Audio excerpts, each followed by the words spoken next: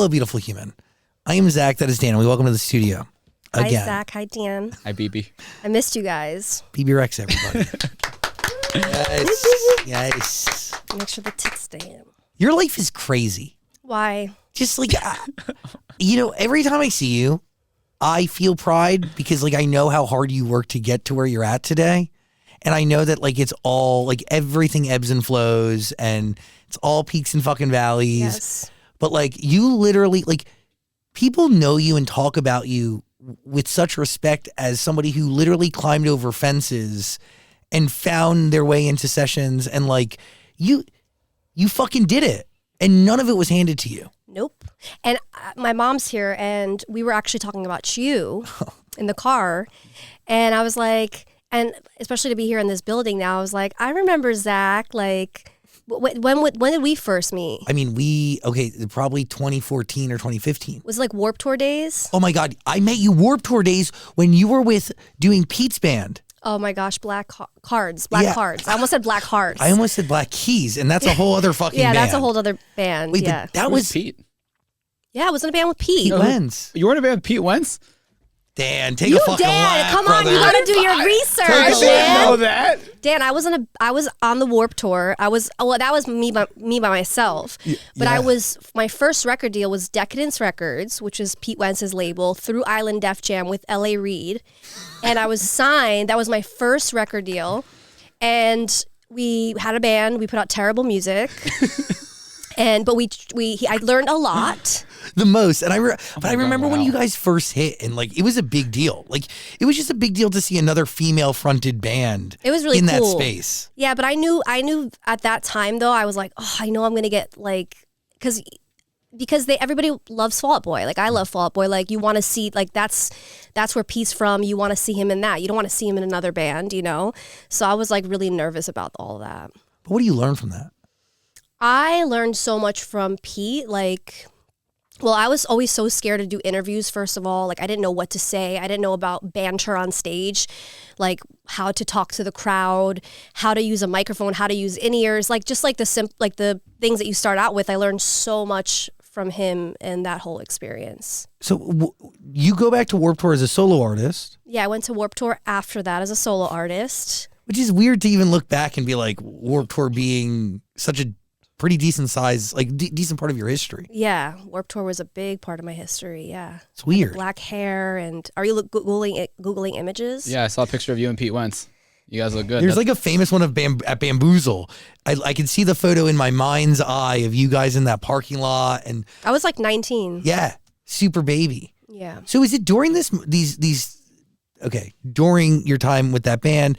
Well, you're really doing sessions though for other people, right? And you're trying to get into writing rooms. I was always doing, okay, so it was funny because I was always writing for myself as an artist, right? But I had an in to Crush Management because they were starting their publishing deal. And they were like, they're looking for writers. And I was like, I'm a writer, like I'll go in. And that's when I did the session, and Pete was in the other room and had heard me singing. And it was like, hey, I have a band that I'm working on. Like, would you be down to like cut a couple of records, and we want to see how you sound on them. So, okay. When you're writing, I have like so many questions because the truth is like, I have so many answers. No, but I feel like nobody knows how deep it goes with you. Oh gosh. Do you feel that way every day? I feel super, we were talking today. I was like, if I would just stand on Hollywood Boulevard and be like, hey, do you know who Bebe Rexha is? I feel like a lot of people would not know that they're actually talking to me. But if I were to play my songs for them, they would know the songs. Yeah. But it's been a really long journey. Yeah. But what is that like as a human being to kind of process and grapple with that? It's frustrating sometimes because I remember when I opened up for the Jonas Brothers, performing, and then like Hey Mama would come on, and they were like, huh, like, is she doing a cover? And then I would sing the hook, and they'd be like, oh my gosh, this is her. And that happens a lot. Yeah, so it's frustrating, but then it's also really nice to be able to still make bank and be able to go to the bank and not be noticed. You know what I mean? Like, not be swarmed. There is a balance to it because you do have moments though where you are your truest self online. Yeah. And it pops in the most vulnerable ways. Yeah. Like you had a TikTok go viral that like really hit. Which one? I think it was you, and were you wearing like lingerie or something like that? Oh yeah, with my weight. Yeah. Oh yeah. But like, I know hard to do in that moment, and even Yeah. harder to hit post. Oh yeah. Especially like as a female, you know what I mean? And not being like tiny. Because when I started, I was 19. I was like this small, you know, and now I'm a woman. So it's like, but it's just who I am. There's like, you go through ups and downs, like with weight and with like body image. And to me, it's like, what am I going to hide in a shell? Like hide under a rock? But like, this is like what I'm going through. This is who I am. Like, and I have music that I want to put out. What am I going to hide myself and never put anything out because I'm gained some weight or not feeling 100% about myself. So I like to put myself out there. When you're crafting records specifically for this album, which by the way is self-titled. Yeah, Bebe, because I feel like it's time for people to know who Bebe is. And when you're crafting these records, is the focus solely to share your reality, or is the focus to craft songs that people can get lost to and then sing over and over and over again? I don't even think it's that deep, to be honest. I just like write. Like I just like write songs, and then I'm like I compile them. What are my favorite? Because I'm constantly writing. Like I'm even writing right now. Like not right now, but in this time of my life, like I'm constantly writing, and I just like will be like, okay, I have a cool group of songs. Let's just put this out. So when you write, what do you? Okay, so you write alone this morning. What do you do with the song next? A lot of times I'll write at night on my laptop or like in studio sessions. Most like 99.9% of the songs go into the hard drive graveyard. Like that'll never be seen again? Yeah, they'll never be seen again. Well, or sometimes like I'm good. Come they'll back. make a resurgence somehow, just finds its way. When you're entering the studio, are you entering for you, or are you entering just to make a song that could be for you or anybody else? It depends. Like I've been doing a lot more songwriting sessions now where I've been writing with other artists. For you to be featured, or just for them to take? I just want to write. Like I just like write, you know what I mean? To write. I like writing.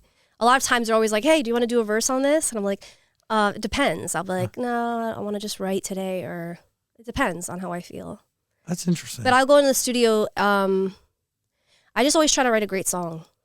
Like no matter what it's for, or who it's for, or if it's for me. Did it take you a moment to go into a studio and write for somebody else without being featured on it? I don't understand that question. Like, was there a period of time where you felt like you just needed to write for you and figure out what you were doing and craft your sound? I still feel like I'm always figuring out what I'm doing, because I'm never in a box. You know, I'm always like trying different things. I feel like. Can writing for somebody else's project help you figure out who Bebe Rexha is in that moment creatively as an artist? I know in something, like I know when I like something, but I'm like, this is not really like resonating with me. But it doesn't mean it's not a great song, you know? Are you okay with giving up songs that you don't see as for you? Yeah. True? Yeah. Or do you need to be in the room with somebody? To me, it's cool. I want to be on other people's projects. I think it's like, I'm a songwriter first, so. Sick. Yeah, no? I mean, I think so. I mean, because like I don't like, I love being an artist and like putting out my music. I love touring, but like in the future when I'm older, I'm probably gonna just be writing. Yeah, and making money off of other people doing it. Yeah, exactly. Let them do all the hard work. But I also like think stuff like this. I'm just kidding. But there really could be a balance. Do you get what I'm saying? Like you don't need to like leave one for the other. And to your point, like I think both kind of help you just stay sharp and strong. And like it's true. It's making art no matter what. Yes. It's fucking cool. Yeah, I love making music. I mean, this album is a great example of it. Yeah. You got to listen to Bebe, by the way. We're going to put a link in the description below. Please. This is, I mean, the best music you've made is on this body of work, no? I think there are some. I think there are some really good songs on there, like Seasons. How do you define a good song? It's hard because like there's so many different. Like it depends on who you ask. Some people you'll ask them and they'll define a good song as something that they think will be a radio hit. You know, like, oh, this is really commercial. Some people you'll ask and they're all about the lyrics and not about the melodies, and they're more about the feeling and what it makes them feel. So it all depends on who you're asking. And I have different love for each song. Like I think one song would be more like I love certain songs 'cause I think they're, oh, this would be a great radio song. I love this song because it speaks to me and what I'm going through. And Seasons is one of the songs that I just love because I think it's just a beautiful song. It's giving timeless. Yeah. How do you even begin to get Dolly Parton on a record? It was weird. I was like, I was actually on the Jonas Brothers tour, and I had hit up her manager at the time. And I think I've literally, I don't want to say stalk because that's like a weird word, but I've been like bothering him for like 4 years now. And there was actually another song that I was supposed to have her on, but it was talking about heaven and hell, and how we're not all perfect and we could go to hell and stuff like that. And she actually wrote me a handwritten note saying why she personally can't talk about, like, can't sing about that because she's scared of going to hell. And it was like the sweetest, most eloquently, Yeah. like written letter. Like what class? Like she's so classy. Like she is such a bad bitch. How do you usually turn down a feature on a record? Same way. I don't want to say. I don't write a handwritten note. No. You say, nah, I'm okay. No, honestly, I've become more honest with people, like, because a lot of times I feel like a lot of people hide behind their like management, stuff like that. But I'll just be honest, like, hey, this song is really, I got one the other day, hey, this is really cool, but I don't want to do another sampled song right now. I had it with I'm Good. I'm not really in the mood right now for that. Like, I'm not wanting to do that. This is still a great song. I think it's going to be great, but it's not for me. Thank you so much. That honesty is really valuable. Yeah, because I feel like a lot of people in this industry are not really honest, and they hide behind their managers and their lawyers, and it's all just bullshit. I'm like really like, I tell it like it is. And so does Dolly Parton over. And so does Dolly Parton. Letter. So she wrote me that letter, and then I was in the studio one day, and the producer that I did Seasons with did a song with her and Jimmy Fallon for a Christmas album that he was doing. And he's like, I have Dolly's engineer's number, the guy who cuts all her vocals. And I said, why don't we just send it to him and just see if he will play it for her? Like, we went totally like rogue. I was trying any way possible. In typical Bebe Rexha fashion. Yeah, I always do that. Always hustling. Excuse me. Sorry, went down the wrong hole. Been there, done that. Been there, done that. So she heard it and she loved it and she did her thing on it and then sent it back. I swear, I know that sounds crazy. And then we shot a music video together. That's nuts. Yeah, it was crazy because when we first did the video, because it's Dolly, like she's an icon, and she's been doing this for so long. So I texted her manager and I was like, hey, I really want to do a visual for this song.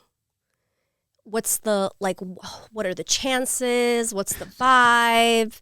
Because it's Dolly Parton, she's not going to be like, sure, let me fly all the way to LA and just do a music video, So I was in New York at the time and he was like, we'll give you I was like, what if I just meet her in the studio and we just do BTS?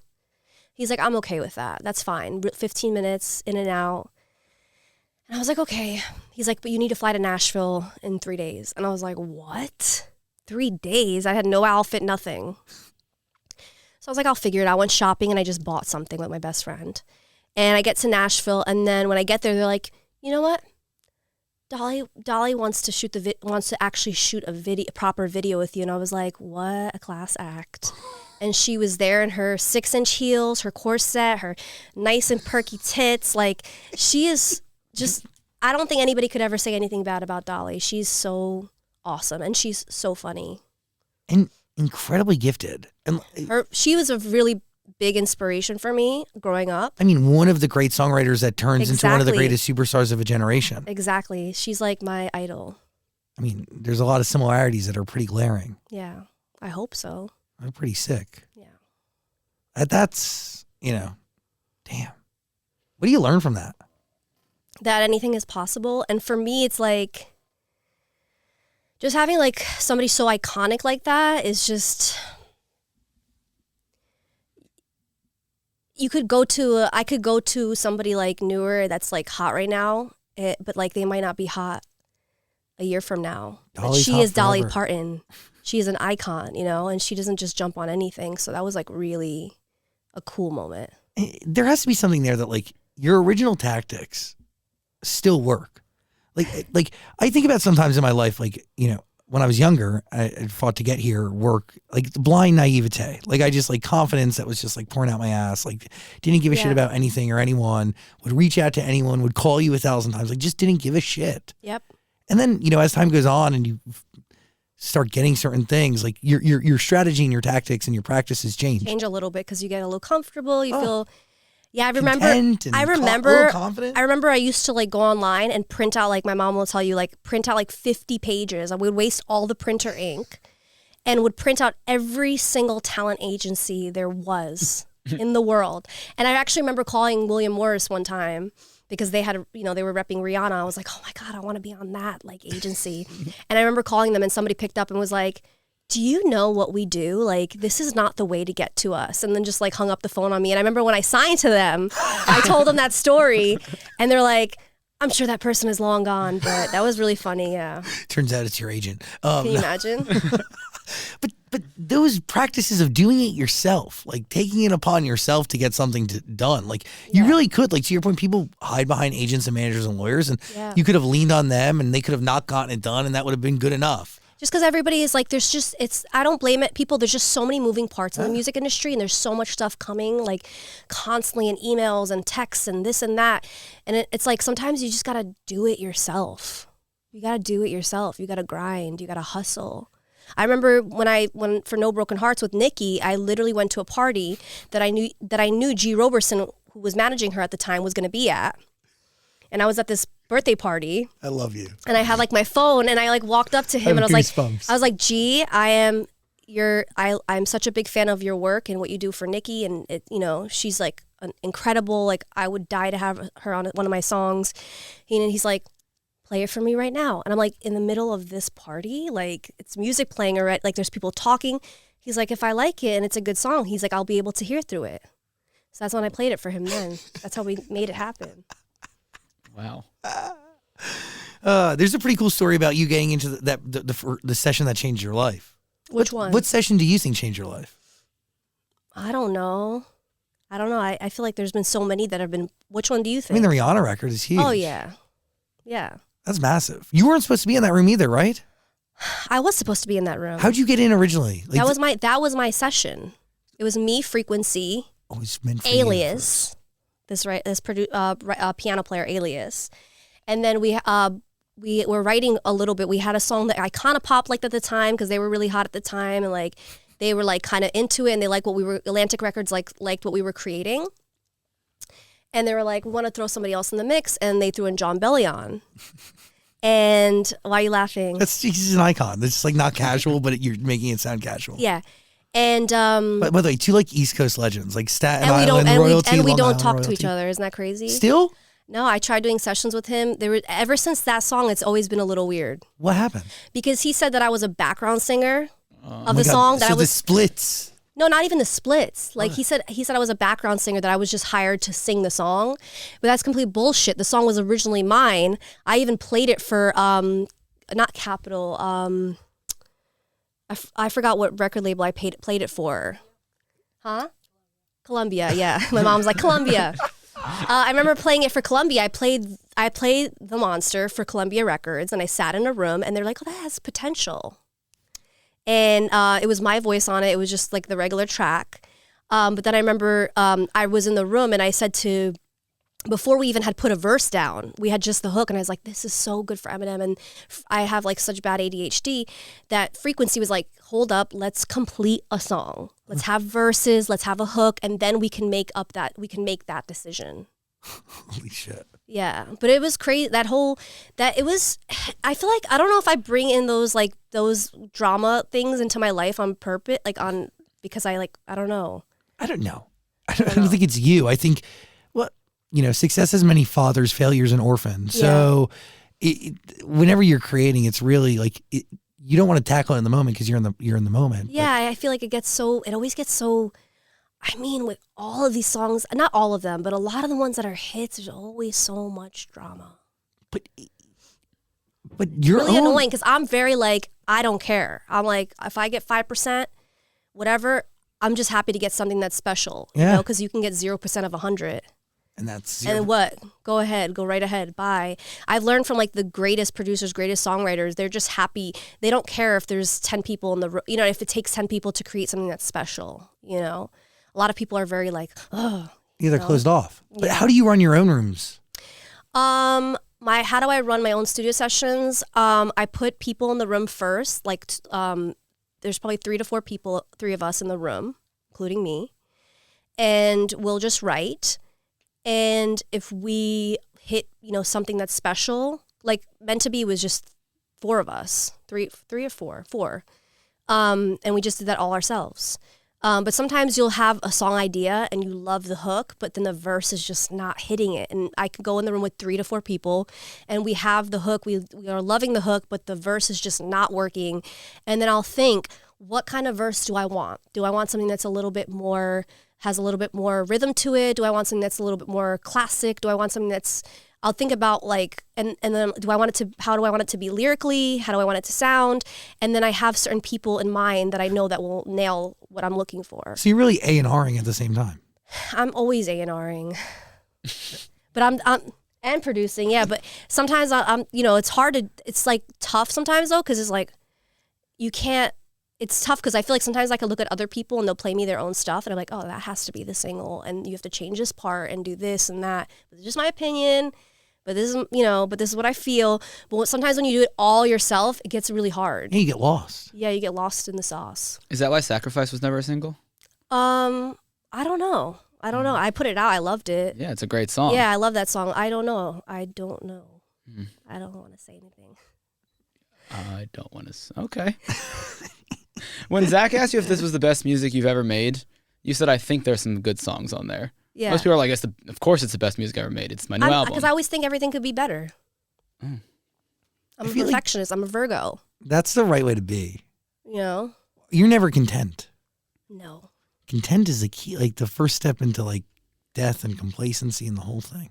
No wonder why I'm so scared of death. Death or irrelevance? Death. Got it. Why you think What's it's like, the difference? Oh, I'm kidding. You know what? When you, let's be real. Yeah. When you, it's messed up, but when you die, there'll only be so many people that are really just remembered. You're right. You're 100% right. Like out of each, like who do we, like, you know, like, okay, Frank Sinatra and, you know, I'm just throwing names out, Jimi Hendrix, and they were like the greatest of their time. But I'm sure there were so many more incredible people that we don't even know about. Songwriters, artists. It's always like the top that are remembered. And what's really sad. But I promise you, from 1,000 years from now, nobody's going to remember any of us. I won't be negative, but. I mean, you never know. You never know. You never know. You never know. You never know. I mean, the real test of relevance is when you die. Yeah. And that's really sad. That's really sad. And that's like, you know, that's maybe like. I should fake my death. I'm just kidding. Maybe then people will know who Bebe Rexha is. Oh, Meant to Be. You, myself, and I. Your streams just go right to the roof. My streams go right to the roof, and then everybody knows who I am. Finally. But isn't it weird? Like you probably have so many monthly listeners on every. I have like 40 it's crazy. million or something. What? My mom knows. She's like 45 million. Yeah, I mean that's insane. That's insane. That's just on one streaming service. That's crazy sauce. Yeah. That's crazy. Yeah. That's hyper like awareness and relevance. But yet to your point, like if you ask somebody like if they know me, like my face. But they can sing your song and your hook back to you. I guess I was just really bad at branding. No, I think I think ultimately though, like you when you think of culture and you've been doing it for so long, you've seen like it go. Oh yeah, I've seen it. I've seen people, cause like think about it. I started 19. I'm 33 now. So how many years is that? 14. Yeah. So I had my first. No, but I had my first. No, I had my first like real hit when I was 17. But that was a K-pop song. A K-pop song. No, right. 17, 18. So think about it. 18.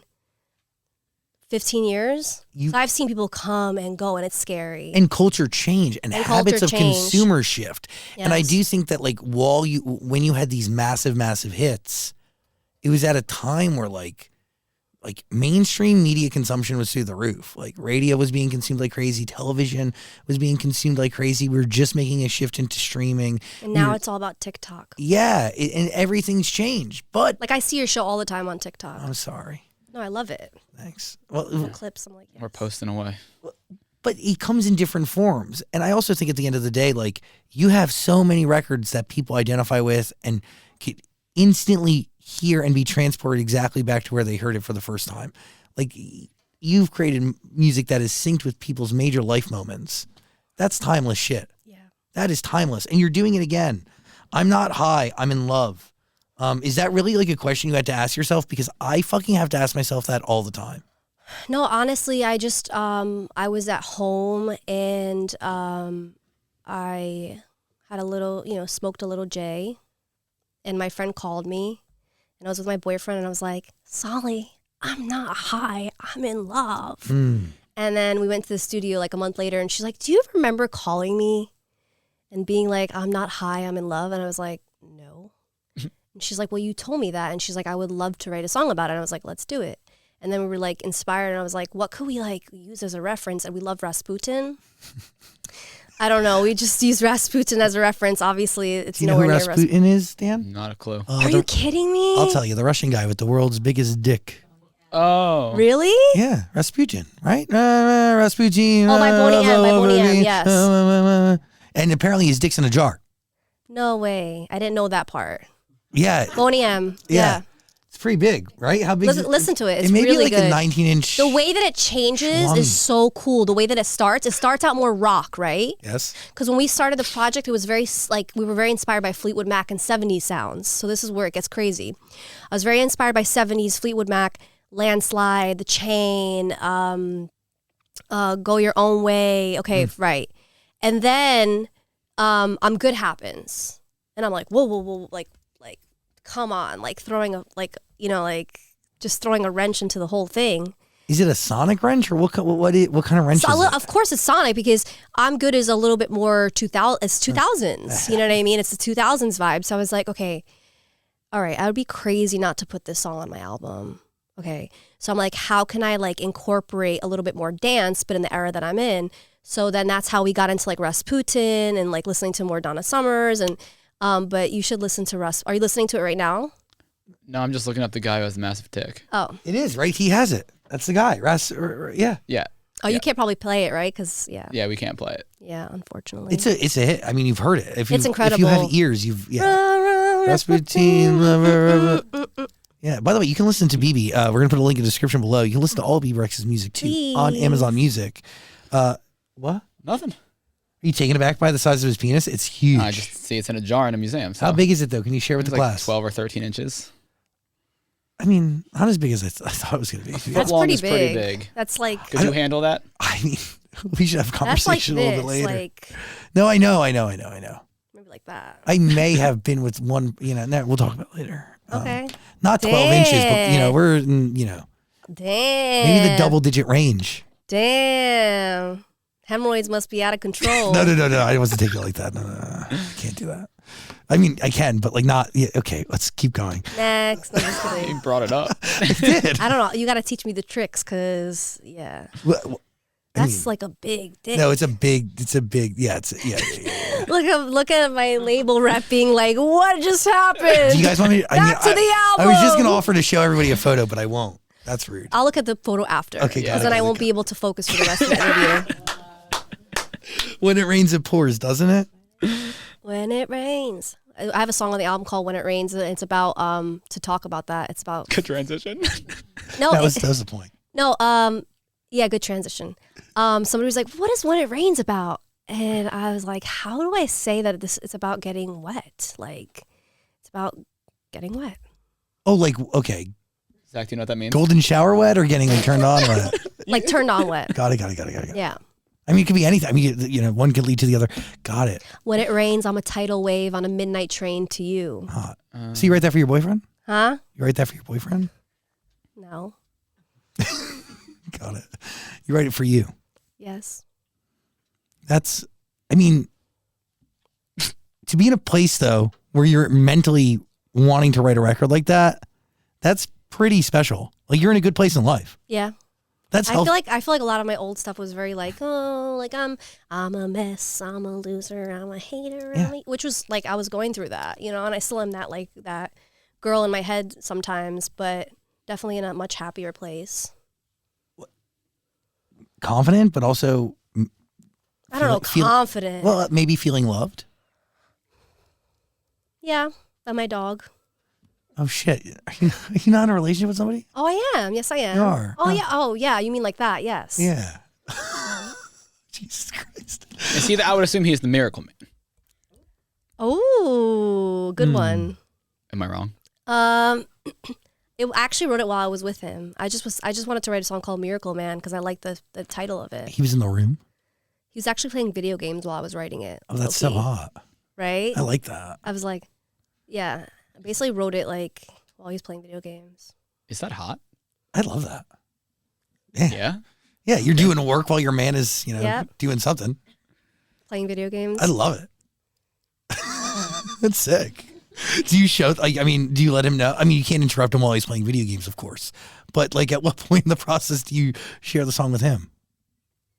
I think he's like obviously like playing video games. He's listening to me like. Do it. Yeah, and he's like, oh, that's good, babe.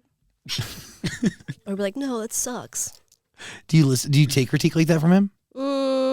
He likes a different kind of music, so yes and no. See, you really have taken time to understand a music consumer because like you do realize that like just a song could be great and somebody could be like, oh, I don't like it. But that's just because it's not for them. Yep. Doesn't mean it's not great. Yep. So how do you get like an idea of if a song is quality or not? Or do you just kind of judge it yourself? If I like it. It's you. I just do it if I like it. You don't have like a group of people you send it to? Oh, of course. I have like a group of people that comes to my house, like a committee. And listen. No, they're all like they work on my management team, but they're really like my friends. And we all sit around and they'll be completely honest with me. Special. They'll be like, no, I don't like that. Or I love that. And I'll just like kind of listen. I kind of like listen with like one ear and kind of, but at the end of the day, I do what I want, Is there a record that you fought to have on this album that maybe your team didn't think it should be there? There's a record that I fought to take off the album. Oh, which one? Blue Moon. Ah, but it's still there. Yeah, it's still there. Yeah. No, because my manager loves it. So that's see it. I listen to them. I go. Why'd you want it gone? I don't know. I wrote it. Obviously, like I don't know. I like it. It's like one of my children, but it's like my least favorite one. God. I feel like after the dick talk, this interview is just going downhill. No, I'm obsessed with it. The honesty there is real, but when we listen to Blue Moon, we're going to give it a fair shake. Okay. Right, good. Everybody? Link in the description below. Oh, yeah, sorry. Maybe I shouldn't say these things. This is not good for this. I forgot that we're like being filmed right now. I think that's good. I think it'll make people want to go listen to see why you didn't like it. So no. They're going to be like, we agree with you, BB. Or the streams are going to go through the Twitter roof. trolls. Oh, gosh. Get out of here. Some of these people, I can't with the Twitter trolls. Oh my God. I have like this, like, I want to like go after like every single one just for like, I think it's fun. Like in a fun, like fuck it kind of way.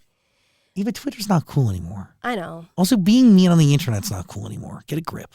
Get a grip. Be nice. Spread kindness. Do your own thing. That's the problem though. A lot of people just don't like loving yourself. What I'm learning is like discipline.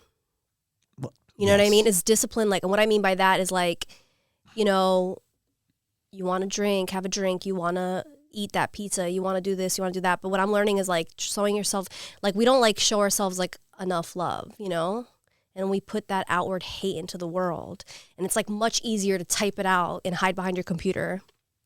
But it's like, exactly, we're in 2023, bro. I'm like, but like usually it's like a 14-year-old that's like, just going through puberty, like, you know what I mean? Is like, doesn't even know, like, it's just like, yeah. You're on another frequency. Yeah. And anybody out there. But don't get it wrong. Like the New York girl in me, like, sometimes wants to fight back. I know.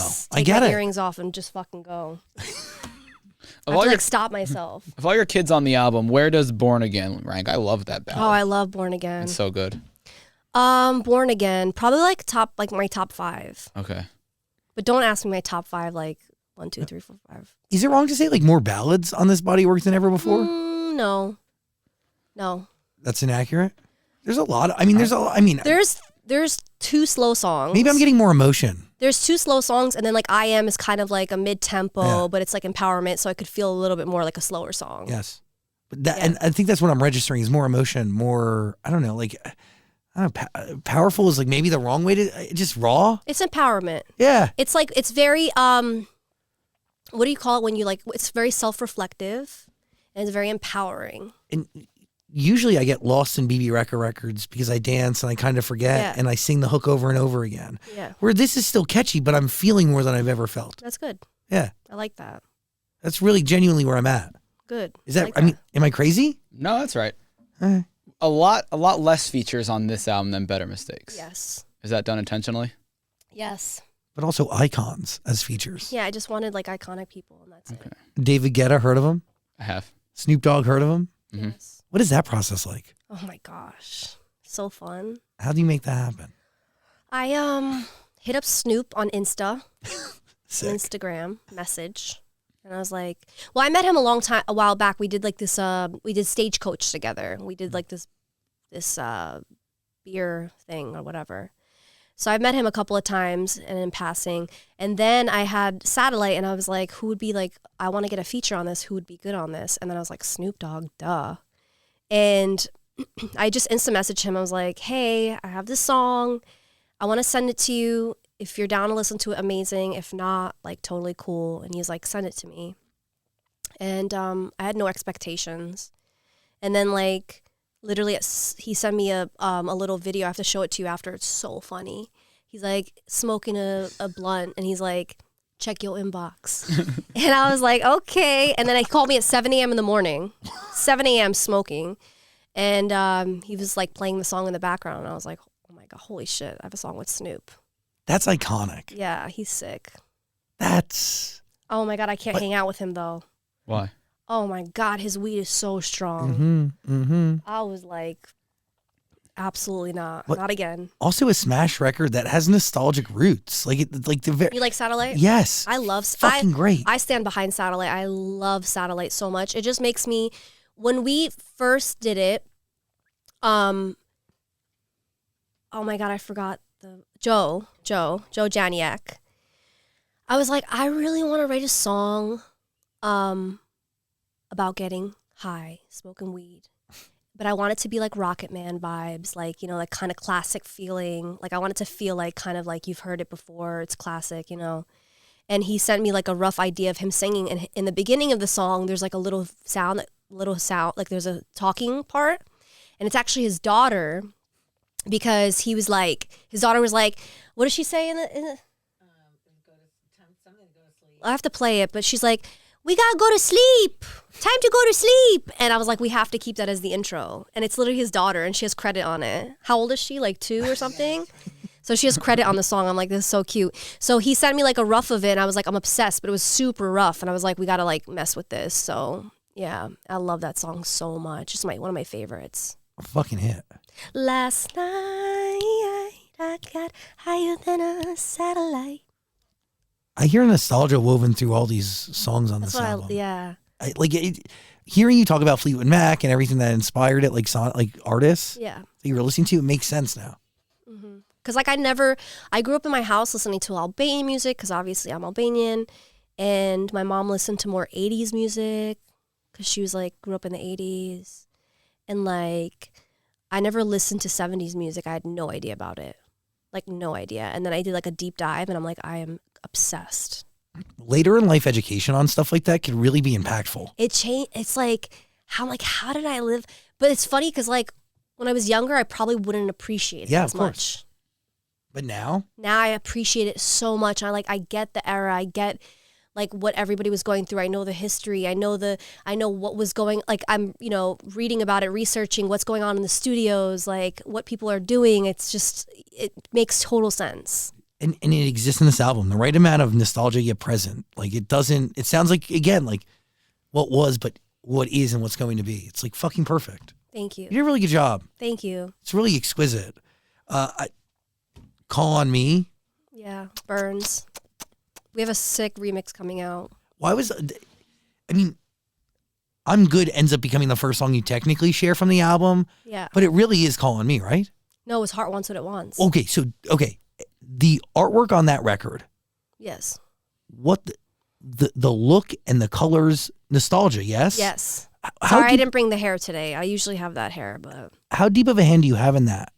Setting And that the aesthetic look? tone, yeah. well, I knew that I loved Farrah Fawcett from the 70s. I loved that hair, and I wanted to do it. Why was that the right song to start this whole introduction process? Because I don't know, it was the first song on the album, and I wanted to put it out first. But was it actually the first? Like, yeah, it is the first song on the Yeah, track it list. is the first song on the track list, But and I not wanted. the first song you made for it? And it's I wanted. This is the thing. I wanted to set the mood, for the project. You know, I just feel like it's where I was at, and I wanted just to set the mood. Was it the first song you made that ended up on this It album? was the second song I made. What was the first song? Seasons. Oh, sick. So it's like backward. It's like Literally. not really, but yeah. Kind of. What was the last song you made? The last song I made on the album is Call on Me, right? No, Visions? Visions. What about I Am? Where did that come in the process? It was actually right during the everything that was happening with the abortion rights. I was so mad. So upset. Like, yeah. And just everything that's happening with women around the world. You know what I mean? In Iran and just everywhere. And I'm just like angry. I'm like, why are we still dealing with this as like women? Like, what the fuck is going on? Like, I'm just like angry. And the producer was in the studio and he just started playing this guitar part. And then I just started singing the hook. I am a woman. I am a rebel. I am a god. I've danced with the devil. I am a lover. I am a legend. But if I'm everything, why am I not everything to you? And for me, that also is something it's kind of a little bit of a, just in general, like with men that I've dealt with in my career and just in my life in general, and just that frustration that I have, put it all into that song. It was made from a really frustrated place. But see, a record like that is incredibly powerful, yet Yeah. still hooky and catchy. Yeah, we've been doing some acoustic performances of it for some people in branding and radio, and that one is like by far one of the favorites for sure. Do you understand why? I think that song is like my manager says it all the time. She thinks it's like bigger than us, Yeah. like what it says. But you isn't know? that music? Yeah, because if you like go down, I sang a lullaby to put you to sleep. I sang a lullaby to put you to sleep. I said a prayer so that you'd have everything you need. Ooh, ooh, you like the way it hurts only when it hurts me. Ooh, but I can't control the way you feel. You know, I am a woman, I am whatever. But it's like you don't have control sometimes, but I am these powerful things. Creating a record like that, does it like at least give a little bit of a new meaning to what you do? Yeah, of course. Like sometimes you want to a record like I Am. It's just like you want to. I want somebody to listen to that wherever they are in the world, and maybe they're going through something at work. Maybe there's somebody that misunderstands them, or they're just not feeling like they're getting ahead, or there's a woman that's just fighting for actual freedom, or she can't drive, or there's just so much stuff around the world. It's like so much hurt, and I just want to give that power. And like I want them, even if they could listen to the song and they just feel powerful and just they get that just a little for 3 minutes, if they could just feel powerful and just give them that energy and just that feeling, like to me that's like really important, you know? It's like everything, you know? That's art. Listen to Bebe, please. We're going to put a link in the description below. What are you thinking, Dan? Do you have expectations for this album, or you just want to see what happens?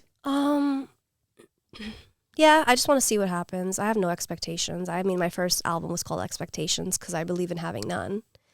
But I hope people will listen to it and really because there's some really great records on this project that I really stand behind, you know? And I just think it's such a great record. And yeah, I mean, I have, like I said, my favorites, but there's some songs that I really think are so powerful and so beautiful that I really hope people really see, it gets out there and people see it, you know? So listen to it, share it, tweet it, TikTok it, whatever people do. We're going to put a link in the description below. OnlyFans it. Just kidding. Yeah. Share shoot some content with it in the background of your work. Just spread the word. Spread the word. That's funny. They're never going to let me do the show again. I know. Please.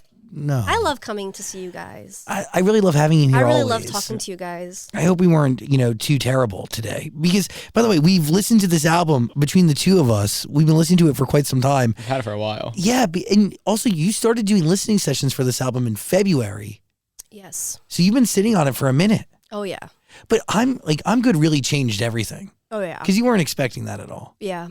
It helped, especially for my last album that didn't do great, it, was just fuck you to all the haters. But what does that prove to you? That anything is, I don't know, I just keep, to me it's just the same thing, just keep writing and just ignore the noise and just do what you love and do it because of the, remember why you started. Sorry, I'm blah, blah, blah. No, but what you're saying is 100% true, Yeah. but also one of the hardest things to do. Oh my, 100%. Because there's so many incredible musicians out there and artists out there that are probably sitting in their bedrooms that we don't even know about. Yeah, probably afraid to take a leap or discouraged or. Absolutely. Because I know there's been moments in your journey where you at least maybe for a split second questioned, is this the right thing for me? But you always came to yes, right? That's because my mom. She reminded you. She reminded me a lot. She was like, I remember when you wanted to quit. And I was like, and I was the one who made you, who gave you the courage not to. I wanted to quit. I wanted to quit right before the monster. I swear to you. Literally, it was, I don't know if I can't remember clearly, but it was either a week before or a day before. I swear before I got the call.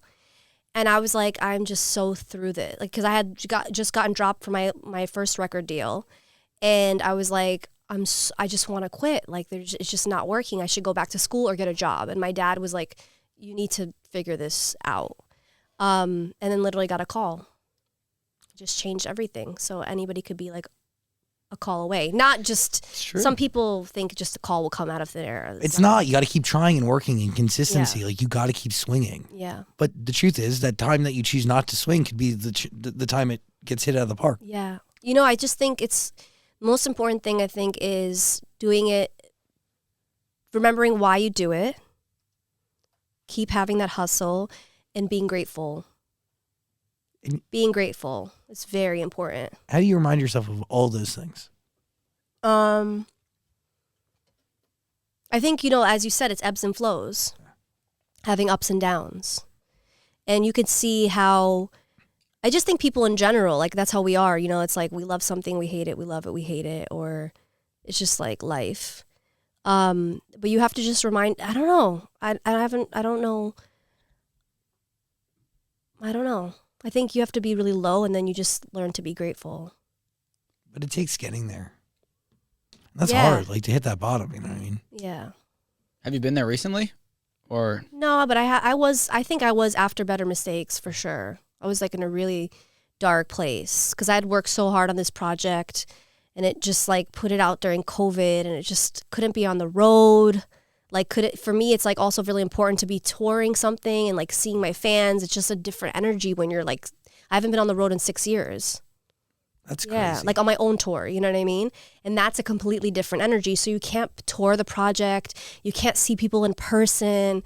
You're doing interviews through Zoom. It's just not the same as when you're in person and you can feel just the person's vibe, So that put me in a really dark place. I was really depressed for sure. I was really confused. I cried a lot.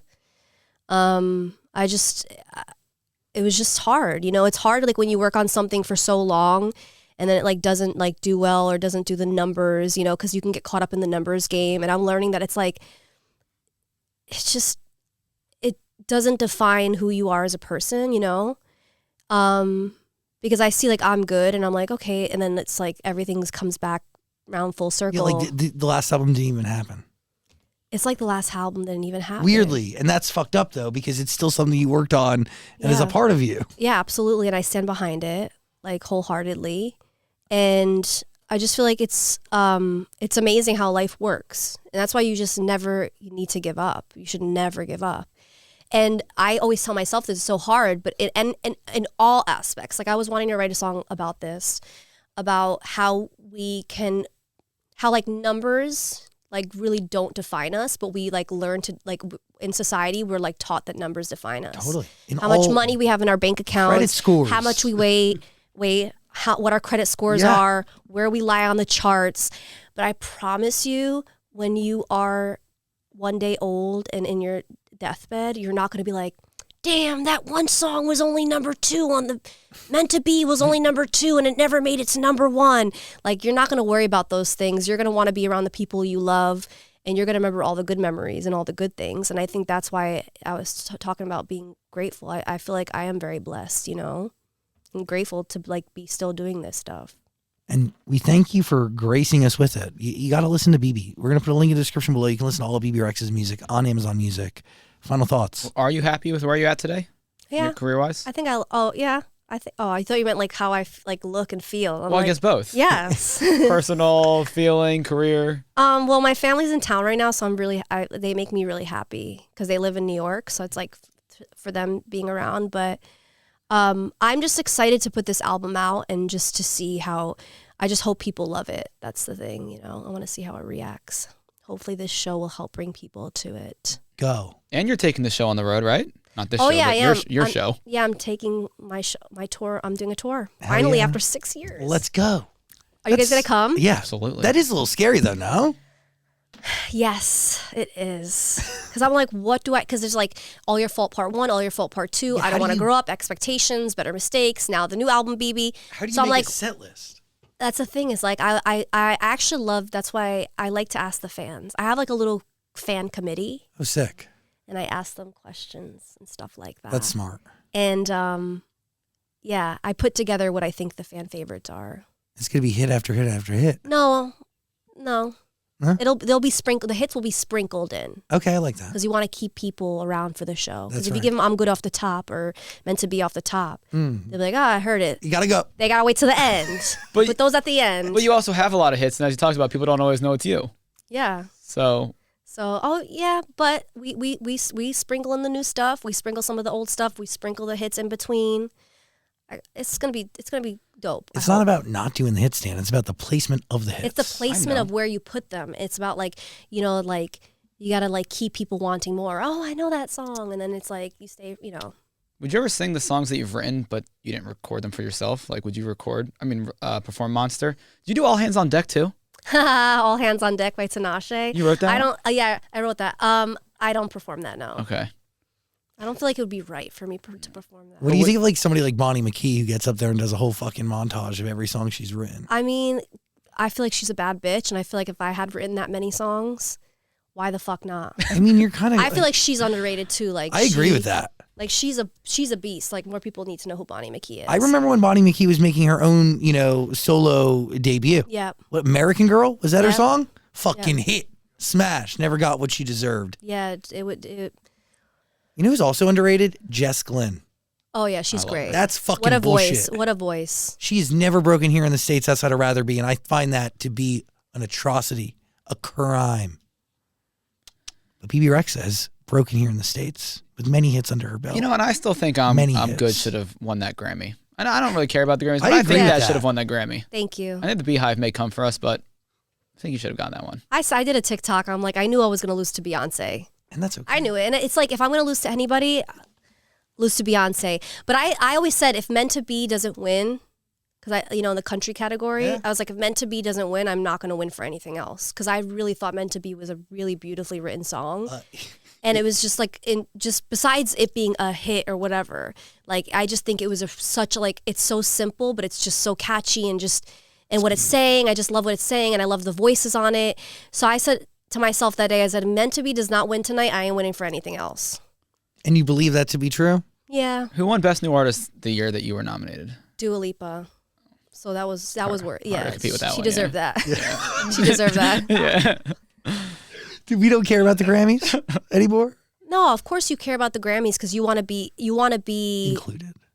included, like you said, but you want the recognition from your peers. I think it's more about the recognition from your peers, you know? Even if you don't win, like it is still cool to be recognized and nominated.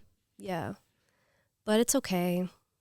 You'll get them. Knock on that log. You're gonna win a Grammy. You're gonna win a Grammy. It could be for this album. I only want to win a Grammy for my parents. Because they get more excited. They actually get way more excited than me. Like my brother flew in, my dad was calling me. And then when I lost, they were like, my brother flew in and he's like, surprise. I was trying to surprise you because I could have swore you were going to win because I'm good with, you know. And I was like, well, I lost. I'm like, but let's celebrate anyway. That's right. There's You know so many other reasons to celebrate. Yeah. And a Grammy's going to come your way. And if it doesn't, I'm totally fine with that. I am totally fine with that. Honestly. That's beautiful. You're beautiful. And with that note, I'd like to thank you all for listening today. I'm just kidding. Thank you for your TED Talk. It was really great. Thank you guys. You're fucking incredible, Bebe Rexha. Please listen to Bebe. We're going to put a link in the description below. Also, check her out on tour. We're going to put a link to the stops, please. buy tickets, do the whole thing. Really appreciate you and thank you for this album. Love you guys. God, Dolly Parton, Snoop Dogg, all on the album. Listen, love you too. Love you more. Bebe Rexha, everybody. Woo!